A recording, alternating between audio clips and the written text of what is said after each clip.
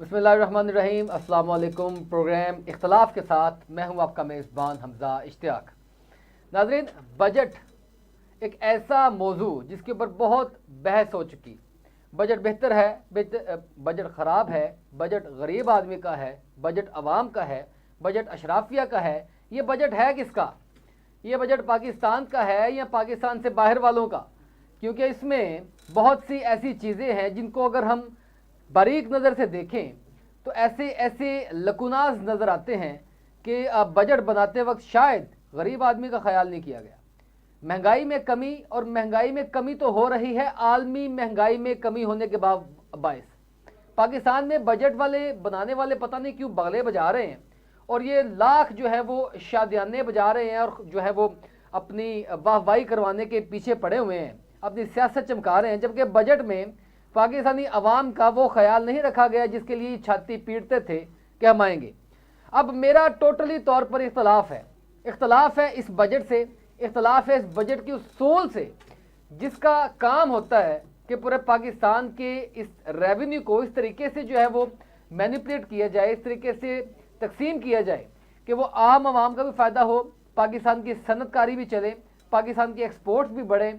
लेकिन यहाँ पर मुझे एक चीज़ जो है वो कम नजर आई। अफसरशाहियों को फिर नवाज दिया गया। नहीं नवाजा गया तो 16 से 22 ग्रेड तक की आवाम के लिए जो ऑफिसर्स हैं उनकी तनख्वाहों में इमरात में इजाफा कर दिया गया। कमी थी इनको किसी चीज़ की? पहले कमी किसको है? मुझे और आपको है, पाकिस्तानी अवाम को है। तो मुझे वो 16 से 22 ग्रेड तक जिन लोगों की तनख्वाहें और मराज बढ़ाई गई हैं, मुझे इख्तलाफ है उनसे, इख्तलाफ है उनकी तनख्वाहें बढ़ाने से, क्योंकि पाकिस्तान का कुछ अच्छा तो हो नहीं रहा। तो ये लोग अशराफिया जो हैं या अफसरशाही, ये चिल कमरों में बैठकर जो फैसले कर रहे हैं, पाकिस्तान की अपने हाथों में चलाई भी बैठे हैं, इनकी तनख्वाहें क्यों बढ़ा दी गई हैं? अच्छा, आगे चलते हैं। अब IMF से वज़ीर आज़म साहब कह रहे हैं कि हमारा मुआहदा हो जाएगा, हम कौम को अच्छी खबर सुनाएंगे। अफसोस, पाकिस्तान कर्जा लेगा और उसको अपनी कामयाबी समझेगा। ये है हमारी कामयाबी का, ये है हमारी उस बेहतरीन अहलियत का क्राइटेरिया कि हमने IMF को राज़ी कर लिया। आगे चलते हैं। अच्छा, IMF को राज़ी कर लिया, ये भी एक सवाल है। अभी तक IMF साहब राज़ी तो हुए नहीं है, तो फिर बजट किसके ऊपर बन गया? ये बजट किस चीज़ के ऊपर बना दिया गया? क्या मफरूज़े के ऊपर बजट बना दिया गया? अगर मफरूज़े के ऊपर बजट बन गया है तो फिर आप लोग अपने बैग बंद कर लें, पाकिस्तान से बाहर जाने की तैयारियां क्यों कर लें, क्योंकि पाकिस्तान टेक्निकली डिफ़ॉल्ट हो गया।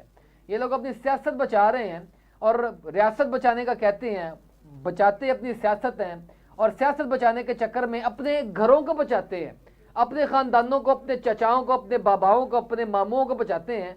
पाकिस्तान में नहीं बचता तो बजट नहीं बचता, रियासत नहीं बचती, और नहीं बचती तो पाकिस्तानी अवाम नहीं बचती। अच्छा, आगे चलते हैं। बात हुई कि जनाब बजट में FBR के नए टैक्स महंगाई का पेशखैमा साबित नहीं होंगे। ये बात की गई है वज़ीर मुमलिकत बराए ख़जाना आयशा गौस पाशा साहबा ने। बड़ी अच्छी बात है कि महंगाई में इजाफा नहीं होगा। पता नहीं चांद पे रहते हैं ये, इनको ज़मीनी हक़ाइक़ का इल्म नहीं है, बाज़ार मार्केट में कभी गए नहीं है, इनको पता नहीं कि चिकन किस रेट के ऊपर बिक रहा है, इनको पता नहीं है कि अशिया खुर्दनोश किस रेट के ऊपर बिक रही हैं, इनको पता नहीं कि आपकी खुर्दनी तेल जो है वो किस रेट के ऊपर बिक रहा है। कौन सी महंगाई में इजाफा नहीं होगा? मुझे ये आज तक समझ में नहीं आया पाकिस्तान में कि जो भी हुकूमत आती है वो यही कहती है कि महंगाई में कमी करेंगे। हुई नहीं आज तक। बड़ों से सुनते हैं कि 1 रुपये में ये मिल जाता था, पूरे घर का राशन आ जाता था, आज तो शायद लाखों रुपए भी कम पड़ जाते हैं। महंगाई में कमी नहीं हुई। कमी किस चीज़ में हुई है? कमी हुई है अहलियत में। इजाफा किस में हुआ है? हुकूमत की कबीना की सीटों में, वज़रा में, कि इतनी कबीना बढ़ा दी गई है। 70+ कबीना पाकिस्तान लिए फिर रहा है। अमेरिका से बड़ी रियासत हम चला रहे हैं और डिफ़ॉल्ट होने के करीब हैं। और हम बात कर रहे हैं कि बजट बड़ा अच्छा लेके आए हैं, गरीब आदमी का बजट है, अशराफिया को जो है वो कोई फ़ायदा नहीं होगा, इसमें गरीब आम को फ़ायदा होगा। आगे चलते हैं। अब IMF के इस मुआहदे को जिस नज़र से देखा जा रहा है, आयशा गौस पाशा साहबा फरमाती हैं कि अगर IMF से मुआहदा ना हुआ तो बिजली गैस के टैरिफ हमें बढ़ाने पड़ेंगे, ये हमारी मजबूरी है। मुझे समझ में नहीं आता, हमने मफरूज़े के ऊपर, आने वाली रकम के ऊपर बजट बना कैसे लिया? जो हमारी पॉकेट में है हम उसके ऊपर पहले ही बजट बना लेते, हम आवाम को भी राज़ी कर लेते, क्योंकि वज़ीर आज़म साहब भी फरमा रहे हैं कि जनाब अगर IMF से खुदा न खास्ता मुआहदा ना हुआ तो फिर मैं कौम को एतमाद में लूँगा। इसका मतलब है कौम को आपके ऊपर एतमाद नहीं है, ऐसे ही है ना। अब कौम को आप किस चीज़ के ऊपर एतमाद में लेंगे कि जनाब हमसे मुआहदा नहीं किया IMF ने, इसलिए हमें महंगाई में इजाफा करना पड़ेगा। ये रॉकेट साइंस नहीं है। वज़ीर आज़म साहब, वज़ीर मुमलिकत बराए ख़जाना आयशा गौस पाशा साहिबा, ये कोई रॉकेट साइंस नहीं है। अवाम को पता है कि इसका भुगतना हम नहीं है, हम ही हैं इस जो है वो पिसने वाले ईंधन, जलने वाले ईंधन इस कारखाने में हम ही हैं, और मज़े कोई और लोग लेंगे। अच्छा आगे चलते हैं। कहा गया कि बिजली और गैस की कीमतों में इजाफा किया जाएगा। अभी इस महीने 20% गैस के नरखों में इजाफा किया गया। अगर वो इजाफा किया गया है और ये मज़ीद इजाफा होगा तो फिर आप ऊपर वाली अपनी खबर की जो है वो खुद ही तरदीद कर रही हैं कि महंगाई में इजाफा नहीं होगा। टैक्स लगने से कोई ख़ास महंगाई में इजाफा नहीं होगा।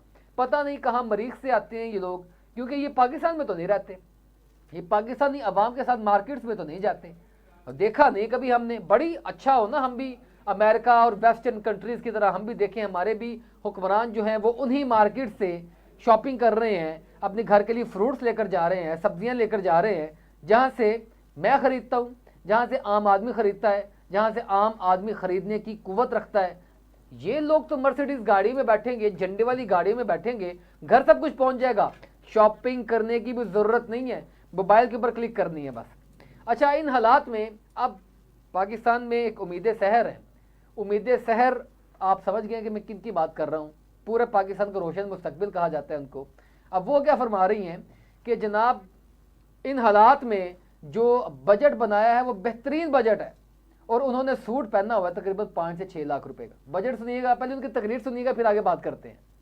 पाकिस्तान की खिदमत करने की इन मुश्किल हालात में भी आपने देखा कि शहबाज शरीफ साहब और इसहाक डार ने बेहतरीन बजट पेश किया इन मुश्किल हालात में भी। और अभी IMF नहीं आया, लेकिन अल्लाह ताला के फजलो करम से मुल्क को डिफॉल्ट होने से बचा लिया। बोलो शुक्र अल्हम्दुलिल्लाह। इन मुश्किल माशी हालात में भी जो बजट आया है उसमें ग्रेड 16 तक के अफसरान की 35% तनख्वाहें उनमें इजाफा किया है। बेवाओं के कर्जे माफ किए हैं। जो मिनिमम वेजेस है, कम से कम जो उजरत है उसको 28,000 से 33,000 तक लेकर गए हैं, ये इस मुश्किल हालात में भी। तो जो इन मुश्किल हालात में ये कर सकता है, नवाज शरीफ जब वापस आ जाएगा तो इंशाअल्लाह ताला मेरा वादा है कि ये मुल्क यूं टेक ऑफ करेगा। नवाज शरीफ जब वापस आ जाएगा तो मैं कसम खाती हूँ, गारंटी देती हूँ कि मुल्क टेक ऑफ करेगा। तो कौन रोक रहा है उनको? मुझे ये तो बता देना कि हुकूमत किसकी है। कितने वसूख से आप बात करते हैं कि जनाब नवाज शरीफ साहब जब वापस आ जाएंगे तो मुल्क टेक ऑफ कर जाएगा। भाई वापस क्यों नहीं लेकर आते? कब वापस आएंगे? क्यों नहीं आना चाहते पाकिस्तान में वापस? कौन रोक रहा है? हुकूमत किसकी है? सारे इदारे तो आपके मातहत हैं, सारी चीज़ें आपके कंट्रोल में हैं, मगर आप कहती हैं कि नहीं जनाब वज़ीर आज़म नवाज शरीफ ही होगा ना तो फिर मुल्क टेक ऑफ करेगा। अभी जो है वो थोड़ा बहुत पीनट्स दे दिए जाए आवाम को, इनके ऊपर राज़ी कर लिया जाए, ऐसे ही है ना।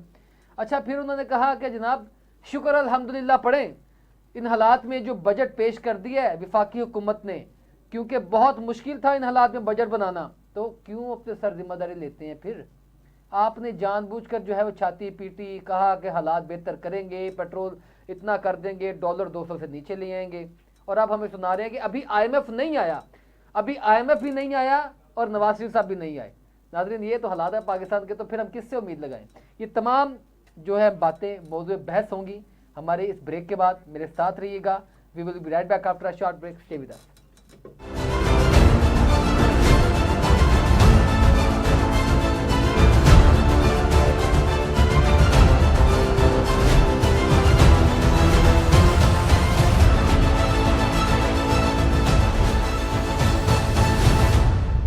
Welcome back after the break.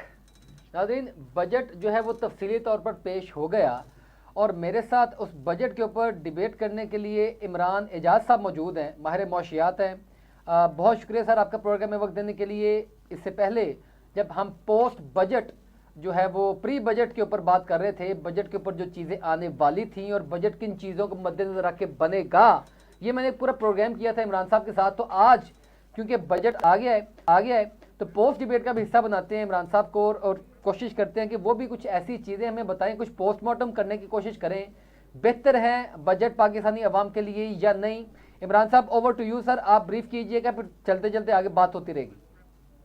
जी हमजा भाई, सबसे पहले तो मैं आपको जो बोल्ड पॉइंट है ना वो बता दूं कि जो हुकूमत ने जो बजट पेश किया है ना, जो उनकी मतलब पूरी एक बॉडी लैंग्वेज है और जो जिस हिसाब से बजट में उन लोगों ने अपने अदाद शुमार जाहिर किए हैं, अगर मैं सिंपल अल्फाजों में जो कि पाकिस्तानी अवाम बड़ी अच्छी तरह समझ भी पाएगी, तो ये बजट जो है ना, ये सिर्फ एक रेत की दीवार है जिसको हुकूमत ने खड़ा किया। अब वो उस दीवार को हुकूमत ने इसलिए खड़ा किया है कि हुकूमत जा रही है 40-42 दिन बाद, 38 दिन, अब और शायद इसमें टाइम कम रह गया।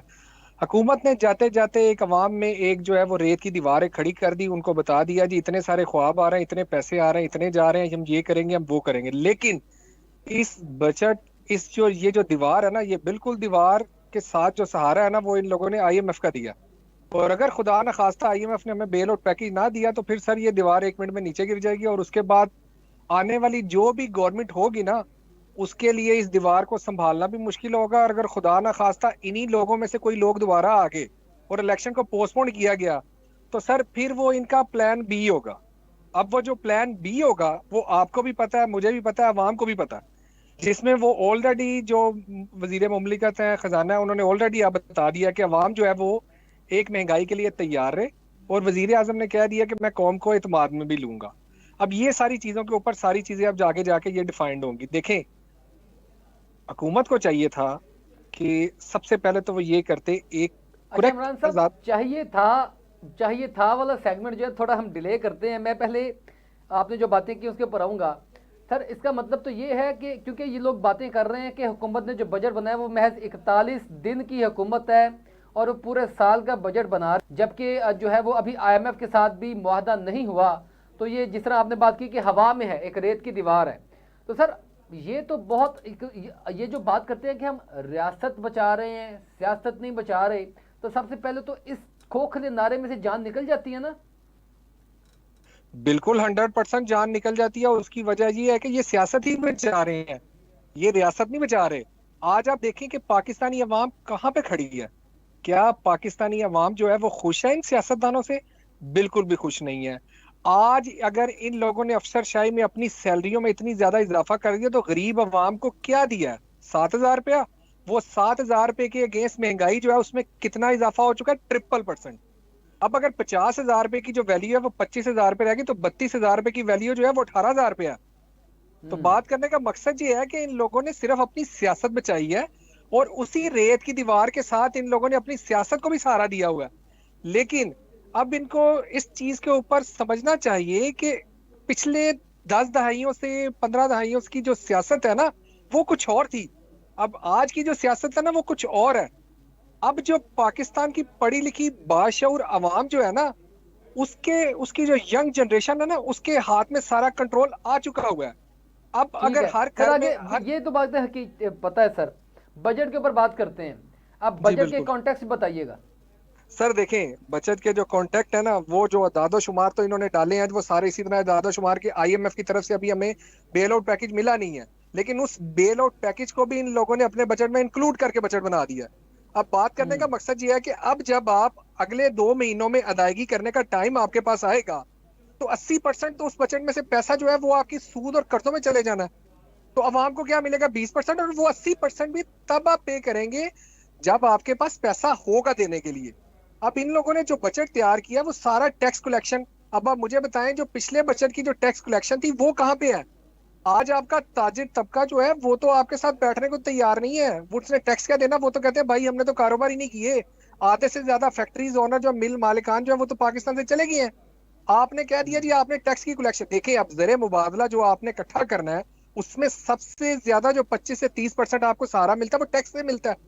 आपके यूटिलिटीज बिल हैं, आपने अवाम के ऊपर जो बोझ डाला है वो है, आपके मुल्क में जो एक्सपोर्ट है जो इंपोर्ट है वो सारे टैक्स रेशियो है आपके पास। अब जब आपकी टैक्स, आपके कहने का मतलब ये है कि अभी क्योंकि बजट का शोर था, बजट को पोर्ट्रे इस तरीके से किया गया है कि ये पब्लिक के लिए बड़ा रिलीफ दिया गया है और इसमें वो रकम भी शामिल करके बजट बनाया गया है जो आईएमएफ से भी मिलनी है, मिली नहीं है। तो इसका मतलब ये है कि ये तो सर ये फाइनेंस में बड़ी क्रिमिनल नेग्लिजेंस नहीं की गई हुकूमत की जानिब से? सर बिल्कुल 100% की गई है। आप आज भी इस चीज के ऊपर पूरी असेसमेंट कर लें। अच्छा इमरान साहब, मैं अगली बात करने से पहले सर आप कसम खा लें, पहले आप कसम खा लें कि आप किसी पार्टी का जो है वो मौकफ नहीं बयान कर रहे, क्योंकि हमारे नाजरीन से शिकायत मिलती है कि शायद जो है ये एंटी गवर्नमेंट लोगों को बिठाते हैं। तो सर ये जरा कोशिश कीजिएगा, जरा ये बयान कर दीजिएगा ताकि लोग समझे कि जो एनालिसिस आप बजट के ऊपर पेश कर रहे हैं वाकई में ऐसा है। हमजा भाई शुक्र अल्हम्दुलिल्लाह, मेरा किसी भी पार्टी से कोई तल्लक नहीं है। आपके पास मेरी सारी डिटेल है, बल्कि पाकिस्तानी अवाम के पास भी है। अगर किसी जगह पे कोई भी एक ऐसी पोस्ट जो ये शो करते कि हम किसी पार्टी को फेवर कर रहे हैं या प्रेजेंट कर रहे हैं, तो सर मैं उसका जिम्मेदार हूं। मैं आपके प्रोग्राम में आज ये ऑन एयर ये बात कर रहा हूँ। दूसरी बात ये देखें, हम जो तज्जिया निगार होते हैं ना, आप भी जो सहाफी होते हैं माशाल्लाह, हम लोगों की बहुत कोशिश होती है कि हम लोग हमेशा अपने प्लेटफॉर्म से अवाम की आवाज को रिप्रेजेंट करें। बेसिकली तौर पे मैं आपका जो पूरा चैनल है वो एक अवाम की आवाज है। अगर जब हम कोई सच्ची बात करेंगे और दूसरी तरफ से अगर ओपोजिशन या दूसरे सियासत के जो लोग हैं हमारी इस बात को सियासी तनाजुर में लेंगे, तो सर ये उनकी गलत फहमी है। हमारा काम है हम लोगों ने सच का साथ देना है। हमने सच का साथ देना कि हमारे जो एनालिसिस हैं वो टोटली फाइनेंस बेस्ड हैं, पॉलिटिकल नहीं है। बिल्कुल एग्जैक्टली इसी तरह ही है।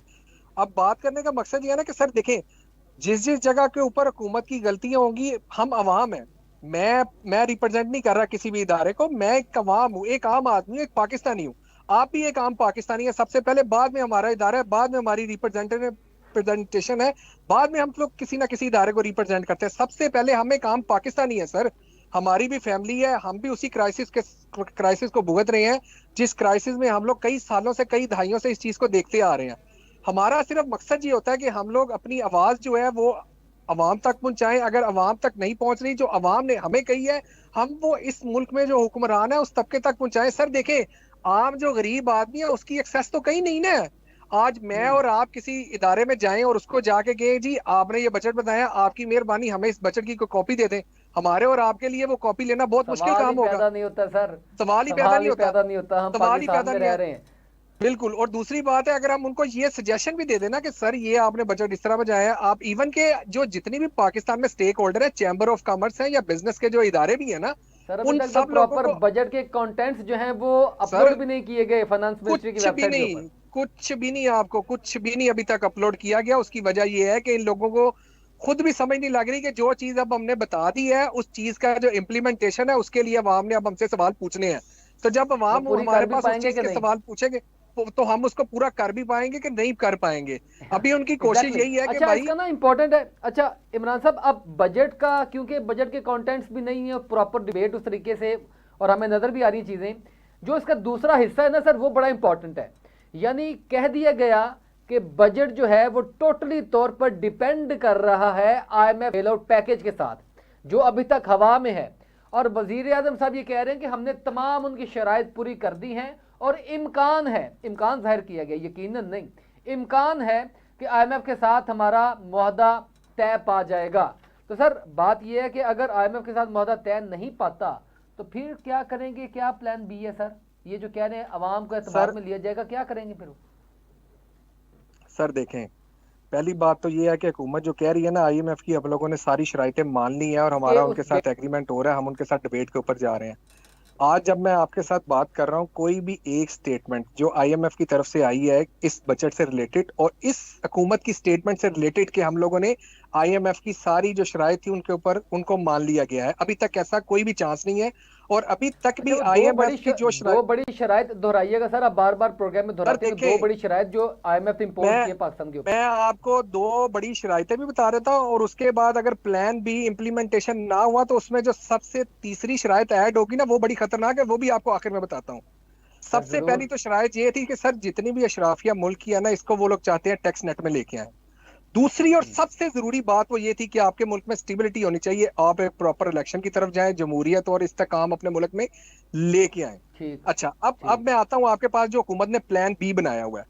प्लान बी में हुकूमत और जो आपके ये वजीर खजाना साहब फरमा रहे हैं ना कि हमारे पास प्लान बी है, प्लान बी में वो आज आपको पता है कि रूस की तरफ से एक जहाज ऑयल का हमारे पास आ गया हाँ है। जी, आ गया सर। दूसरी मुबारक साइड हो के ऊपर आपको। हमारे पास, हाँ जी, दूसरी साइड पे आपको भी मुबारक हो, दूसरी साइड के ऊपर पता नहीं अब उसमें जहाज में कितना तेल आया और उसके पैसों की जो अदायगी है वही वो मैं किसने कह रहा करनी है था सर, और किसने करनी है, वो ये अभी तेल तक का हमें नहीं पता। अवाम को फायदा होता है कि नहीं, कि अवाम को तेल ही या लगता है पता बस। लग या पता लगे अवाम का और तेल इस जहाज की आने के बाद मजीद उसके कर्जों में और मजीद इजाफा एग्जैक्टली हो सर, जाए। तेल निकाला अब गया जो, अवाम का। हाँ जी, अब जो प्लान बी है ना, उनका प्लान भी यही है कि हम लोग शायद रूस और चीन के जो ब्लॉक है ना, इस ब्लॉक की तरफ चले जाएं और अमेरिका और यूरोप के ब्लॉक से निकल जाएं, जो कि इनके लिए मजीद खतरनाक साबित होगा आने वाले दिनों में अगर वो प्लान बी की तरफ जाते हैं तो। उसकी वजह यह है कि इतनी सैंक्शन रूस के ऊपर लगी हुई है और ऑलरेडी चाइना जो है उसमें भी इकोनॉमी का बहरान है। और जरूरी नहीं कि हम लोगों ने जिस जगह से इंपोर्ट ही करनी है हम लोग उन्हीं मुल्क को फायदा दे रहे हैं, हमारी एक्सपोर्ट जो है वो यूएस और यूरोप की मार्केटों में है। जिस तरह भारत और बांग्लादेश ऑलरेडी अपना सर्वाइवल जो है वो एक्सपोर्ट के ऊपर रखता है, इंपोर्ट के ऊपर कम है। ये लोग कोशिश कर रहे हैं कि हम लोग प्लान बी पे चले जाएं, लेकिन वो पाकिस्तान की मुईशत के लिए और पाकिस्तानी अवाम के लिए मजीद खतरनाक होगा। आज जब मैं आपसे बात कर रहा हूं ना, अगर पाकिस्तान का आम एक बंदा या बिजनेसमैन या एक स्टूडेंट है ना, अगर उसने पढ़ने के लिए यूरोप या अमेरिका के लिए वीजा लगवाना है ना, तो उसके लिए बहुत ज्यादा प्रॉब्लम है। उसकी वजह यह है कि हमारी रेपुटेशन जो है वो बहुत ज्यादा खराब है। हमारे लोग 25-25-50 दिनों तक इंतजार करते हैं और पता नहीं दिन में कितने घंटों वो लाइनों में लगे रहते हैं कि हम लोगों सर को कोई ये वीजा मिल बहुत जाए। और बड़ा ब्रिटिश एक राइट बहुत ज्यादा वजारत है, खारजा में, हमारे इंटरनेशनल अफेयर्स में बहुत बड़ा यूटर्न होगा। बहुत बड़ा पाकिस्तानी फुकदान है। हालात में तो मेरा नहीं ख्याल कि हुकूमत इतनी बड़ी मिस्टेक करने जाएगी। सर ये सर तो सर देखें पॉसिबल नजर नहीं आता। हमजा भाई, इनकी पॉसिबिलिटी बन भी सकती है ना जब आईएमएफ आपको, अब अब मैं आपको बताता हूं कि ये दो शर्तों के अलावा अगर हम खुदा न खास्ता तो प्लान सर बी अगर की तरफ देखें, चले गए। बात तो पैसों की, इमरान साहब देखें, बात तो पैसों की है ना। अगर आईएमएफ नहीं देगा तो फिर कौन देगा? हमें रशिया सर देगा, हमें चाइना देगा पैसे। सर देखें, चाइना जो आपको पैसे देगा ना उसकी भी सबसे पहली शर्त यही होगी कि आप अपने मुल्क में एक इस्तेकाम लेके आए। रूस अगर आपके साथ कोई ट्रेड रिलेशनशिप करेगा ना तो उसकी भी पहली शर्त ये होगी कि भाई अपने मुल्क में इस्तेकाम लेके जाएं। चाइना को इसका मतलब है बेनिफिट ये है कि अमेरिका चाइना, समेत पूरे यूरोप ब्लॉक को नाराज करना है आपने। सर मैं आपको बताता हूँ, देखें चाइना ने ऑलरेडी अपनी ग्वादर में इन्वेस्टमेंट कर लिया है। हमारा और चाइनीज गवर्नमेंट का ग्वादर के ऊपर जो कॉन्फ्लिक्ट है ना अभी थोड़ा सा, वो शायद मीडिया पे बहुत ज्यादा भी ऑन एयर नहीं होता। उनका जो अगला मसला है ना सर, वो उनका अगला मसला है कि भाई ग्वादर जो है ना उसकी तरफ हमें पूरा बिल्कुल पीस चाहिए इस पूरे रीजन के ऊपर। यहाँ पे किसी तरह की भी हमारे बंदों के ऊपर अटैक ना हो और किसी तरह की भी जो टेररिज्म है ना उसको सपोर्ट ना किया जाए। अव्वल तो अगर खुदा ना खास्ता यहाँ पे अगर आपके कंट्रोल में ये चीजें नहीं है तो आप हमें ये बताएं, हम लोग अपनी सिक्योरिटी जो है ना वो ग्वादर पे डिप्लॉय कर देते हैं। तो मैं आपको एक छोटी सी बात बताना चाहता हूँ कि अगर खुदा ना खास्ता हम लोग प्लान बी की तरफ चले गए तो हो सकता है चाइना हमें कहे कि ग्वादर के ऊपर जितनी भी सिक्योरिटी है उसको कंट्रोल हम लोग करेंगे, लेट्स सपोज। अच्छा, हम कतर दूसरी बात, फीफा वर्ल्ड कप में जाके सिक्योरिटी बिल्कुल देते हैं हम और वहां पे चाइना देंगे हमें और कह वो रहा है लोग कि जनाब यहाँ आपकी आके सिक्योरिटी पे एतमाद नहीं है, मैं अपनी सिक्योरिटी लेकर आऊंगा। वाह। अपनी सिक्योरिटी, क्योंकि देखे ना सर वजह ये है ना कि चाइना ने इतनी इन्वेस्टमेंट करनी है और अगर चाइना वहां पे इन्वेस्टमेंट करेगा तो चाइनीज जो लोग हैं वो वहां पे आएंगे। अब चाइना को जरूरत तो नहीं ना पड़ी कि वो इन्वेस्टमेंट भी कर रहा है, अपने लोगों को भी ला रहा है और दूसरे दिन वहां पे कोई अटैक हो रहा है उसके लोग जो है वो मर रहे हैं।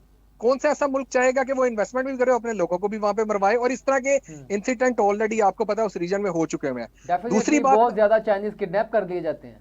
किडनैप कर लिए जाते हैं। अब मैं दूसरी बात आपसे करूंगा, हम लोग रशिया की तरफ भी देख लें। रशिया ने अपना CIS स्टेट से लेके तो आपके पूरे ग्वादर तक बाई रोड कनेक्टिविटी करनी है और उसके ऊपर पूरा उसने रेल नेटवर्क का एक ट्रैक बिछाना है। अब आप मुझे ये बताएं कि उस ट्रैक को बिछाने के लिए सबसे ज्यादा जो स्टेबिलिटी है वो पाकिस्तान के साथ साथ अफगानिस्तान में भी है। अगर रूस ने अपनी इन्वेस्टमेंट जो है वो पाकिस्तान तक लेके आनी है या उसने रूस ने अपनी तिजारत जो है वो ग्वादर तक लेके आनी है और पूरे इस रीजन को कंट्रोल करना है, तो उसके लिए भी बहुत जरूरी है कि सबसे पहले पाकिस्तान में स्टेबिलिटी हो और रूस पाकिस्तान को कहेगा कि आप लोग अफगानिस्तान में भी पीस प्रोसेस का हिस्सा बने, ताकि हमारी जो इन्वेस्टमेंट है वो अफगानिस्तान के रास्ते पाकिस्तान में आनी है, हमें इन दोनों साइडों पे घुमाया जाएगा। अब मैं ये तीसरी तो और गड़े आखिरी मुर्दे बात, उखड़ जाएंगे सर। ये मैं सर पुरानी आपसे, जंगें याद आ जाएंगी उनको। अब मैं आपसे वो बात करने जा रहा हूं कि जो शायद आपके प्रोग्राम में शायद मैं पहली दफा ये बात कर रहा हूँ। अगर प्लान जरूर बी सर। आपका नाकाम हो जाता है और आपको दोबारा IMF की तरफ जाना पड़ता है, तो पहली शर्त तो IMF की ये होगी कि भाई जो अशराफिया उसको टैक्स नेट में लेके जाए। दूसरी ठीक शर्त है। ये होगी कि आप अपनी सियासत जो है आपकी उसमें अपने मुल्क में जो है इस्तेकाम लेके जाएं। स्टेबिलिटी तीसरी ठीक है। और स्टेबिलिटी हो, और तीसरी और आखिरी शर्त उसकी ये होगी कि पाकिस्तान अपने दिफाई इखराजात में कटौती करे। ये अच्छा। बात मैं आपको कर रहा हूं जो सबसे ज्यादा खतरनाक होगी। हम लोग अपने अच्छा, दिफाई बजट में हम लोग अपने दिफाई बजट में कटौती नहीं कर सकते। अगर हम लोगों ने अपने दिफाई अभी बजट तो में बढ़ाया गया कटौती ना सर, की, 1800 अरब सर रुपए। बढ़ा दिया गया ना, बढ़ा दिया गया हाँ, ना। अगर खुदा ना खास्ता IMF हमें कह रहे थे कि भाई जी आप लोग जो है अपने दिफाई बजट में कटौती करो, क्योंकि अवाम पे इसके ऑलरेडी पीछे आपने मकसद जो क्या है सर? यूटिलिटी। क्या सर इसके मुदाखलत पीछे भी, करेंगे हमारे पास, अपनी सर, फौज भेज सर, देंगे, क्या करेंगे? सर मुदाखलत नहीं करेंगे। इसके पीछे जो मकसद होगा वो ये होगा कि इस पूरे रीजन में जो हम लोग फीफा सिक्योरिटी में सिक्योरिटी दे रहे हैं, जो हम हिंदुस्तान की तरफ से थोड़ा सा डिस्टर्ब हैं, जो अफगानिस्तान की तरफ से थोड़ा सा डिस्टर्ब हो जाते हैं, कभी ईरान की तरफ थोड़ा सा डिस्टर्ब हो जाते हैं, तो इसका मतलब है पाकिस्तान खुद जो है वो एक ऐसे भंवर में फंस जाएगा कि जिस भंवर में उसके पास सिक्योरिटी और दिफाई बजट में, आपको पता है ये दो चीजें ऐसी हैं जो हमारे मुल्क को कंट्रोल कर रही हैं। अगर यही चीजें हमारे अच्छा, कंट्रोल में नहीं होगी तो फिर पाकिस्तान का कंट्रोल किन के हाथों में जाएगा? अच्छा इमरान ऑटोमेटिकली। साहब, बड़ी इंपॉर्टेंट सर, बड़ी इंपॉर्टेंट आपने बातें बताई हैं कि अगर IMF के साथ अभी मुआहदा नहीं होता और हम IMF प्लान के बी की बगैर तरफ अपना चले जाते मुस्तकबिल हैं, देखते हैं, प्लान बी की जानिब जाते हैं, तो प्लान बी तो वो फेल होता है हमारा। बहुत बड़ी हमारी एक फॉरेन मिनिस्ट्री की, फॉरेन रिलेशंस की, इंटरनेशनल रिलेशंस की एक सुसाइड होगी। इन हालात में रशिया या चाइना के पास जाना, रशिया के बिल्कुल। पास बिलखसूस जाना, क्योंकि वहाँ पर तो ऑलरेडी सैंक्शंस हैं, और अमेरिका और यूरोप ब्लॉक से हमारी नाराज़गी हो जाएगी, डेफिनेट बात है। दूसरी बात यह है कि अगर हम वो प्लान बी की जानिब जाकर रिवर्सल के ऊपर आते हैं और वापस ये सोचते हैं कि जनाब ये हमारे लिए बहुत ख़तरनाक हो गया है और अब हमें प्लान ए की तरफ वापस जाना चाहिए, और अगर प्लान ए की तरफ वापस आया गया तो ये जो तीसरी शर्त होगी सर, ये तो कौमी सलामती का मसला नहीं बन जाएगा? सर बिल्कुल कौमी सलामती का मसला भी बन जाएगा, और शायद इसके ऊपर भी दोबारा कौम को इत्मीनान में लिया जाएगा और कौम को ये अच्छा कहा जाएगा कि जी अब तो उनकी तरफ से ये एक ऐसी शर्त आ गई है जिसके ऊपर हम लोग समझौता नहीं कर सकते, तो बजाय सर, मेरा आप। मेरा नहीं ख्याल सर, मुक्तदर हल्के तो नहीं करने देंगे ना, ओपन बात तो नहीं कर सकते हम, सियासतदान सब कुछ तो नहीं करेंगे? सर सियासतदान तो नहीं करेंगे, लेकिन हो सकता है इन कैमरा सेशन बुला के कोई ऐसी एक एक जो थ्योरी है वो अडॉप्ट की जाए, जिसकी वजह से कोशिश की जाए कि अवाम को इस चीज की अवेयरनेस दी जाए और उनको कहा जाए कि भाई अब तो हमारी मजबूरी है, अगर हम लोग अपना दिफाई बजट कम करते हैं तो उसके बाद हमारे दुश्मन जो है वो नहीं सर, हमारी ये तो सड़कों पर खलीज बढ़ जाएगा ना, ये बड़ा ये, क्योंकि इस चीज के ऊपर शायद एक पेज पर रहना मुश्किल हो जाएगा। जी बिल्कुल एग्जैक्टली इसी तरह ही है, क्योंकि उसकी वजह यह है कि अवाम जो है ना, इश्तियाक भाई, हमजा भाई, अभी जो अवाम है ना वो बड़ी बुरी तरह सर फंस चुकी हुई है। लोगों के पास सर खाने के लिए पैसे नहीं है, रिलीफ नाम की तो क्या कोई वो चीज। कहेंगे कि जनाब ऐसे कर दो, ठीक है सर, हम अपने हथियार भी दे देते हैं, सर हमें रोटी देखें, दो? सर देखें, जो बाशऊर कौम होती है ना वो हमेशा अपने मुल्क के लिए ना लड़ने और मरने के लिए तैयार रहती है, लेकिन बात करने का मकसद है क्या इस मुल्क में कुर्बानी देने के लिए हमेशा अवाम ही है? क्या ये सियासतदान जिनके हाथ में अभी इक्तदार है, ये अपने हाँ, इक्तदार को इस्तेमाल किसके ऊपर कर रहे हैं? अवाम के ऊपर या अपनी सियासत के ऊपर? इनको सर नहीं चाहिए तो ना सर ये क्या सर गोश्त देखे के ना, नाखून लें। अब बात यह है कि सर हुकूमत भी तो बात अपनी ठीक है, अपने हुकूमत की जगह पर जाकर सोचा जाए, सर हालात ख़राब हैं, IMF के साथ मुआहदा नहीं होता, तो फिर हुकूमत ने कुछ ना कुछ तो करना है ना, प्लान बी तो फिर डेफिनेटली एक यू टर्न होगा। उसके अलावा तो हमारे पास कोई चारा नहीं है कि हम कुछ पाकिस्तान के अंदर से कुछ चीज़ें ऐसी करें कि हम अपने खुद कफील हो जाएं, अपने पाँव पे खुद खड़ा हो जाएं। ऐसी तो हालत भी नज़र नहीं आती, ऐसी तो कुछ सूरत हाल नज़र नहीं आती, तो फिर क्या करे हुकूमत, क्या कर सर सकती है? देखिए मैं आपको बताऊं, अभी जो बजट में आपने देखा ना, इन लोगों ने IT सेक्टर को एक्सपोर्ट करने के लिए काफी सारी जगह के ऊपर रिलीफ दिया है। लेकिन हमजा भाई मुझे एक चीज छोटी सी आप भी बता दें, आपका भी माशाल्लाह बहुत अच्छा तजर्बा है इसके ऊपर, आपकी भी बड़ी गहरी नजर है इसके ऊपर। आज अगर पाकिस्तान में IT सेक्टर को आप लोग प्रमोट कर देते हैं, आपका IT सेक्टर जो है वो खैर ना हिंदुस्तान के मुकाबले में होगा ना बांग्लादेश के मुकाबले में होगा। क्या कल को पाकिस्तान में कोई इंसिबिलिटी होती है, सियासत इलेक्शन आप नहीं करा रहे, मुल्क जो है वो बिल्कुल एक दहाने के ऊपर पहुंच चुका हुआ है, बेरोजगारी यहाँ पे अरूज के ऊपर है, करप्शन यहाँ पे ऊपर अरूज के ऊपर है, और यहाँ पे अगर खुदा ना खास्ता कल को कोई मुल्क में ऐसा कोई इंसिडेंट हो जाता है और 5 से 10 दिन के लिए आप लोग इंटरनेट बंद कर देते हैं, तो सर आपकी एक्सपोर्ट IT की कहाँ गई सर? वो तो सारा कुछ बिल्कुल खत्म हो जाएगा। तो कौन सा ऐसा मुल्क होगा जो आपके मुल्क में इन्वेस्टमेंट करेगा IT में? आपको चाहिए कि आप होश के नाखून लें। ये बहुत बड़ा सवालिया निशान है, बहुत बड़ा ये सवाल बहुत निशान बड़ा है सर। सवालिया देखिए, निशान है। इमरान एजाज साहब, तो आपने जो सर यहाँ कोई पर भी, मेरे साथ डिबेट में छोड़ा है कि बाकी हम IT सेक्टर को प्रमोट करने की बात कर रहे हैं, फाइबर बिछाने की बातें कर रहे हैं, लेकिन अगर जो है वो पॉलिटिकल इंस्टेबिलिटी रहती है पाकिस्तान में और इंटरनेट जो है वो ज़बरदस्ती बंद कर दिए जाते हैं, जो कि आम है पाकिस्तान में होता है, तो ये हम इतनी बड़ी IT इंडस्ट्री यहाँ पे बिल्ड कर रहे हैं तो उसका तो स्ट्रक्चर ही दफन हो जाएगा। इमरान एजाज साहब, ये बहुत इंपॉर्टेंट सवाल है सर, मैं इसके ऊपर पूरा प्रोग्राम आपके साथ करूंगा, अभी मेरे पास वक्त बड़ा मुख्तसर है। सर जो है वो आपसे इजाज़त है, और नाजरीन मेरे साथ रहिएगा। Will be right back after a short break, stay with अस।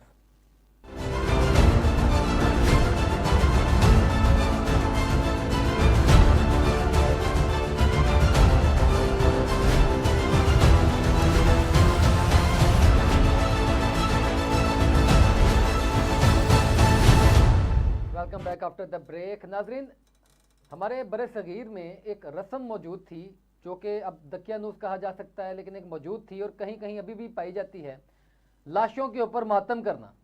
और ये तकरीबन पूरी दुनिया में एक रिवाज था, लाशों के ऊपर मातम करना। और अब नया इसको ट्रेंड दे दिया गया है, वो ये है कि फ़ैसलों के ऊपर मातम करना। पाकिस्तान में ये ट्रेंड बड़ा जो है वो शिद्दत के साथ फैल रहा है, और बिलखुसूस सुप्रीम कोर्ट और हाई कोर्ट में तो बड़ा जो है इसको एक टॉप ट्रेंड के तौर पर देखा जा रहा है, फैशन के तौर पर देखा जा रहा है।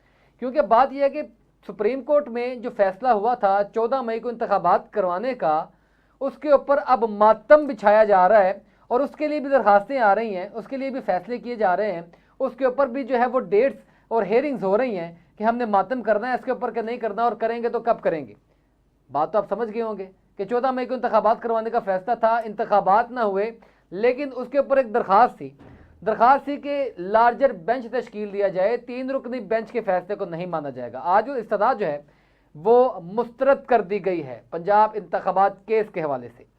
अब ये तमाम चीज़ें आपके सामने हैं, इसमें बड़ी वही बातें हैं कि कौन कौन बेंच में शामिल था, क्या क्या हुआ। हम देखेंगे कि पाकिस्तान में इंतखाबात इतना अचंभा क्यों बन गया है। आखिर ये तारीख देनी किसने होती है, सबको पता है कि तारीख किसने जो है वो देनी होती है, लेकिन ये कन्फ्यूजन इतनी बढ़ गई है कि हमें बार बार ये पूछना पड़ता है। ये सवाल का जवाब हासिल करने के लिए मेरे साथ मौजूद हैं खालिद यूसुफ साहब, माहिर कानून है। सर आपका बहुत शुक्रिया प्रोग्राम में वक्त देने के लिए। खालिद साहब, लाशों के ऊपर सियासत और फैसलों के ऊपर मातम, क्या सर पाकिस्तान में यही रह गया है?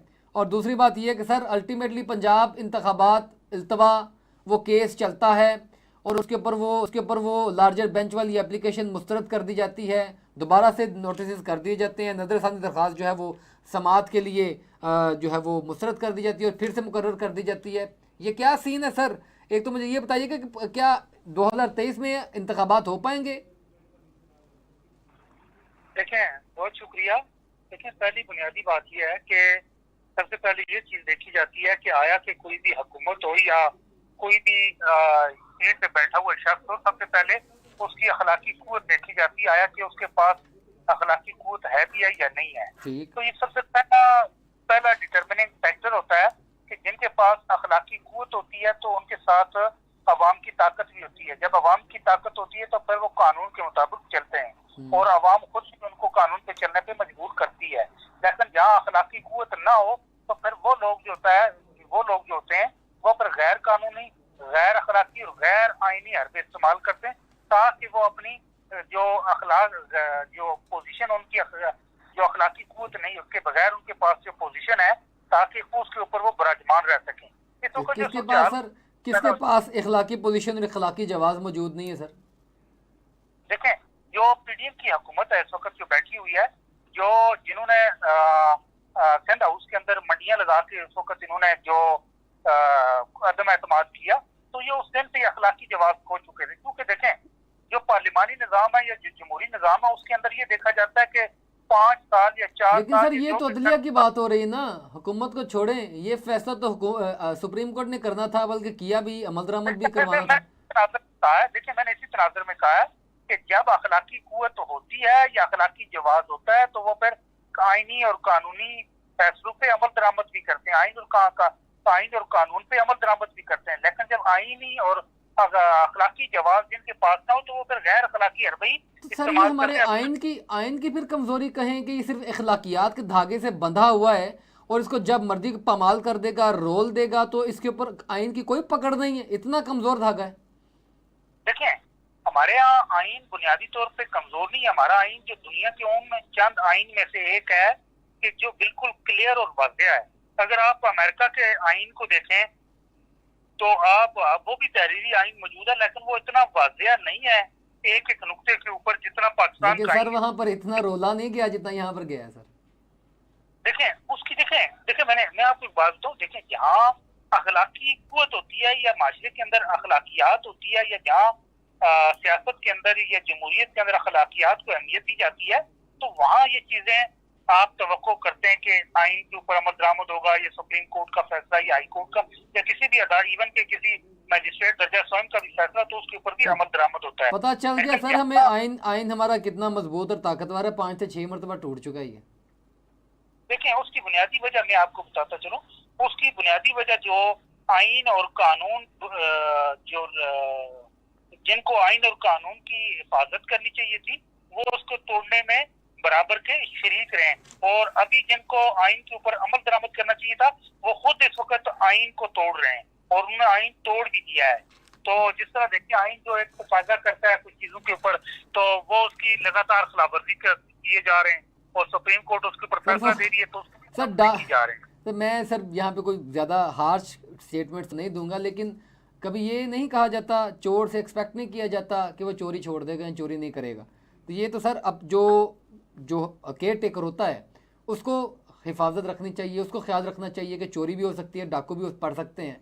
तो हिफाजत तो सर इंसान ने अपनी खुद करनी होती है। तो ये अगर हिफाजत नहीं की हमारे पाकिस्तान के लोगों ने, पार्लिमान ने, या जिसने किसी ने भी, तो ये तो सर अल्टीमेटली उनका कसूर है, चोरों डाकुओं का नहीं है। मैं जो बात करना चाह रहा हूँ वो मैं जो बात करना चाह रहा हूँ वो एक मुहावरा याद आ रहा है मुझे, एक छोटी सी मिसाल याद आ रही है, अगर बिल्ले को दूध की रखवाली पे बैठा दें तो फिर क्या होगा।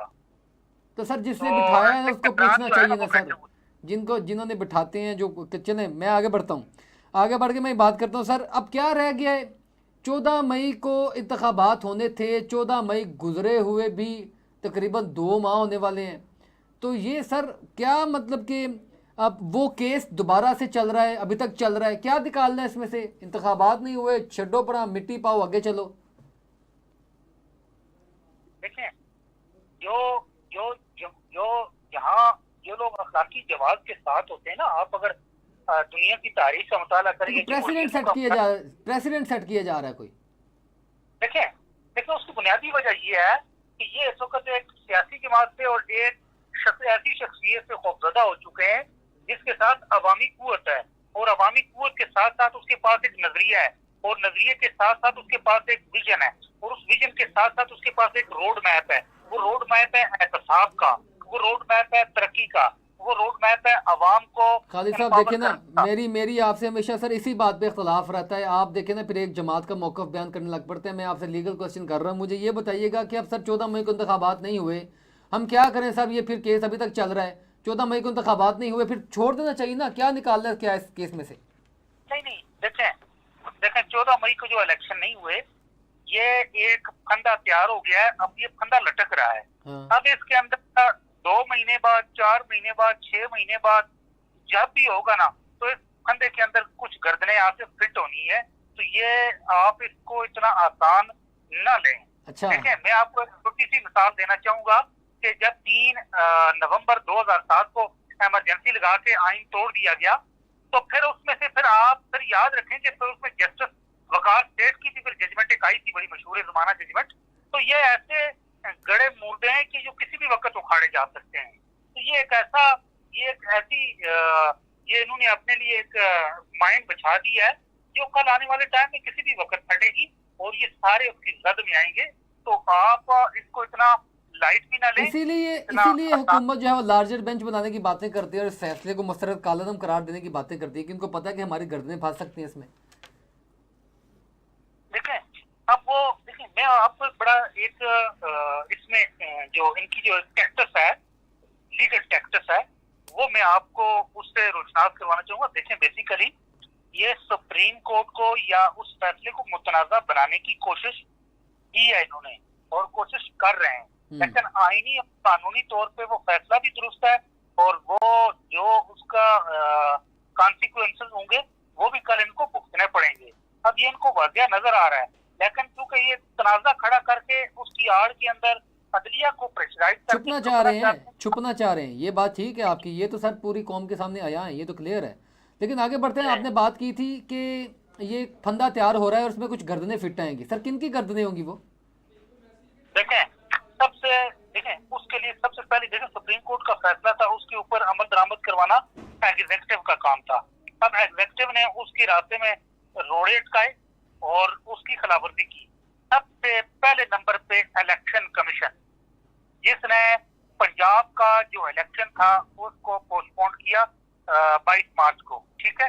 रातों रात उन्होंने एक तरफ चांद चढ़ा दिया रमजान का, तो दूसरी तरफ ये भी उन्होंने साथ से ये दोनों चीजें इकट्ठी कर दी। आप ये चीज देखें कि सबसे पहला जो फंडा फिट होगा वो इलेक्शन कमीशन और उसके जिम्मेदारान के गले में होगा, जिन्होंने ये इलेक्शन पोस्टपोन करने का फैसला किया। दूसरे नंबर पे जो आएगा वो वफाकी वजीर दाखिला आएगा, फिर वफाकी वजीर खजाना आएगा, फिर वफाकी वजीर दफा आएगा, फिर प्राइम मिनिस्टर आएगा। 4 लोग फेडरल में से, इलेक्शन कमीशन, और फिर उसके बाद जो पंजाब गवर्नमेंट है वो किसी हद तक आएगी। लेकिन केयर टेकर का जहाँ तक मेरा जो लीगल ओपिनियन है या जहाँ तक मेरी कानूनी अंडरस्टैंडिंग है, तो वो बेसिकली इलेक्शन कमीशन और फेडरल गवर्नमेंट के 4 जिम्मेदारान के मैंने नाम बताए, ये आएंगे। जो केयर टेकर है उनकी हद तक ये मुझे नहीं नजर आता कि वो कल इसमें आ सके। वो तो आपने तो अभी से जो है वो जजमेंट दे दी है और आपने बता दी है कि कौन कौन जो है वो फंसेगा। खालिद साहब देखते हैं आपकी ये पेशवानी, आपकी ये भविष्यवाणी सुनते हैं, आगे जाके देखते हैं क्या बनता है, लीगली तौर पे होगा कि नहीं। खालिद साहब बड़ी माजरत सर, मुझे क्लोथिंग पर जाना है, हम ये बकायदा एक सेशन रखेंगे इसको। जी जी मैंने लीगल ओपिनियन दिया जैसे आमतौर पे हम ठीक है सर, आपकी लीगल ओपिनियन में भी भविष्यवाणी है ना, चलिए मैं मान लेता हूँ इस चीज़ को सर। ठीक है, thank you so much sir programme में वक्त देने के लिए। नाज़रीन, खालिद यूसुफ साहब हमारे कानून है, उन्होंने एक बड़ी जो है वो इम्पॉर्टेंट बात की है, वो ये है कि ये जो केस है ख़त्म नहीं होगा, इसकी ऐसा फंदा तैयार हो जिसमें कुछ गर्दनें फिट आएंगी। अच्छा, ये तो था एक केस की हद तक, पंजाब के इंतखाबात की हद तक ये टॉपिक पुराना हो गया, इंतखाबात आगे होंगे या नहीं होंगे ये एक नया सिलसिला शुरू हो गया। लेकिन जो ताज़ा तरीन चल रहा है वो चल रहा है बजट। अब बजट जो है ये मैं और आप जब इसके बारे में पढ़ते हैं, सुनते हैं, बड़े गौर से हमने इसहाक डार साहब को बजट पेश करते हुए सुना, सिंध असेंबली में भी, पंजाब असेंबली में भी उनको आगे से बजट पेश करते सुना, तो मैं ये उनकी बातें सुन के हैरान हो रहा था कि जिस तरीके से तालियां और डेस्क बज रहे थे, ये जिस तरीके से 15 से 16 से 22 ग्रेड तक तनख्वाहें बढ़ाई गई हैं अफसरान की, और 28 से 33,000 रुपया, चले 32,000 रुपया कर दिया गया मजदूर की माहाना उजरत कम से कम। सवाल मेरा वही है कि ये जो 18 से ऊपर वाले ग्रेड के लोग हैं, 16 से ऊपर वाले ग्रेड के लोग हैं, मुझे सिर्फ ये बताएं कि ये 32,000 रुपये में घर का गुजारा कर सकेंगे? ये मुआवनीन खसूसियों की जो इतनी बड़ी लाओ लश्कर है, फौज है वज़ीर आज़म के पीछे, वजारत ख़जाना के पीछे, ऐसे जनाब वो फाइलें उठाए और बजट जिस तरीके से आ रहा था वो तो कोई एटम बम लग रहा था कि असेंबली में जो है वो फोड़ा जाएगा पाकिस्तान के अवाम के ऊपर, वो जिस तरीके से सिक्योरिटी के हिसार में आ रहा था। तो सवाल यह है कि वाकई वो बजट पाकिस्तान के अवाम के ऊपर फोड़ा गया, ये लोग 32,000 रुपये में गुजारा कर सकेंगे? अगर नहीं कर सकते ना तो ये इख्तलाफ है, और इख्तलाफ ये पाकिस्तानी अवाम का है मुझ समेत, और इख्तलाफ बरकरार रहेगा और ये आपके सरों पर लटकती तलवार रहेगी इंशाअल्लाह पूरे तरीके से। और हम बोलते रहेंगे जब तक कि पाकिस्तानी अवाम को वो इंसाफ नहीं मिल पाता जिससे हमें इख्तलाफ है, तब तक हम करते रहेंगे इख्तलाफ, बोलते रहेंगे इख्तलाफ, और आपको सुनना पड़ेगा इख्तलाफ। इजाज़त दीजिए, अल्लाह हाफ़िज़।